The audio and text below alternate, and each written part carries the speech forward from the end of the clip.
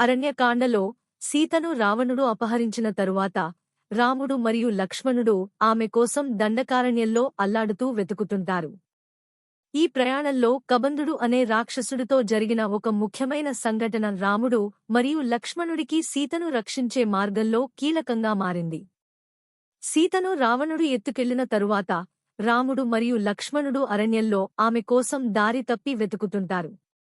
రాముడు సీతను కోల్పోవడం వల్ల విరహంలో మునిగిపోతాడు. అటువంటి సమయంలో లక్ష్మణుడు అతనికి మానసికంగా భరోసా ఇస్తూ సీతను వెతుకుతూ నిస్సహాయంగా అరణ్యం అంతా తిరుగుతారు.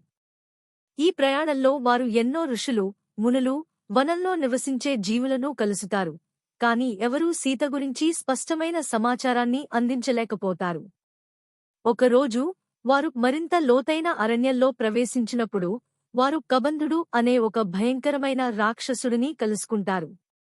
సాధారణ రాక్షసులతో పోల్చితే కబంధుడి రూపం అసాధారణంగా భయానకంగా ఉంటుంది.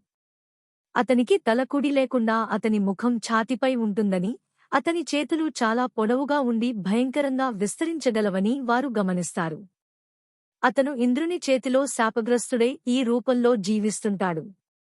కబంధుడు మానవ మాంసం తినాలనే కోరికతో రాముడు మరియు లక్ష్మణులను పట్టుకోవడానికి ప్రయత్నిస్తాడు. అతను తన పొడవైన చేతులను విస్తరించి ఇద్దరు సహోదరులను పట్టుకోవడానికి ప్రయత్నిస్తాడు. కబంధుడు రాముడు మరియు లక్ష్మణులను పట్టుకోవడానికి యత్నించినప్పుడు వారు త్వరగా స్పందించి తమ కత్తులతో అతని చేతులను నరుకుతారు. రాముడు కబంధుడిని అసమర్థుడిని చేయడానికి అతని చేతులను పూర్తిగా నరికేస్తాడు.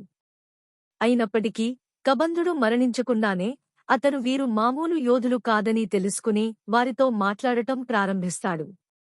కబంధుడు తన అసలు స్వరూపం దేవతల శాపం వల్ల ఎలా రాక్షస రూపంలోకి మారిందో వివరిస్తాడు. అతని అహంకారం మరియు దేవతలను అవమానించిన కారణంగా ఈ శాపం పడిందని, రెండు గొప్ప యోధులు అతని చేతులను నరికి అతని శరీరాన్ని దహనం చేసినప్పుడే అతని శాపం తొలగుతుందని తెలుసుకుంటాడు. తన బాధల నుంచి విముక్తి పొందడానికి కబంధుడు రాముడు మరియు లక్ష్మణులను తన శరీరాన్ని దహనం చేయమని వేడుకుంటాడు. రాముడు మరియు లక్ష్మణుడు కబంధుడి మాటలను గమనించి అతనికి సహాయం చేయడానికి ఒప్పుకుంటారు. వారు అతని శరీరాన్ని దహనం చేస్తారు. కబంధుడు తన శాపం నుంచి విముక్తి పొందిన తర్వాత తన ఆత్మ స్వేచ్ఛగా రాముడు మరియు లక్ష్మణులకు కృతజ్ఞతలు తెలియజేస్తుంది. అతను వారితో తిరిగి మాట్లాడుతాడు. సీతను వెతికే విధంగా సుగ్రీవుడు అనే వానర రాజును కలుసుకోవాలని సూచిస్తాడు. సుగ్రీవుడు తన అన్నవాలి చేతిలో అన్యాయంగా పీడితుడై రాముని పక్షాన ఉన్నాడని, అతని సహాయం రాముడికి సీతను కనుగొనడంలో ఎంతగానో ఉపయోగపడుతుందని చెప్పుతాడు. కబంధుడు సుగ్రీవుడిని కలుసుకోమని సూచించడంతో రాముడు మరియు లక్ష్మణుడు సుగ్రీవుని పట్ల ప్రయాణం చేస్తారు.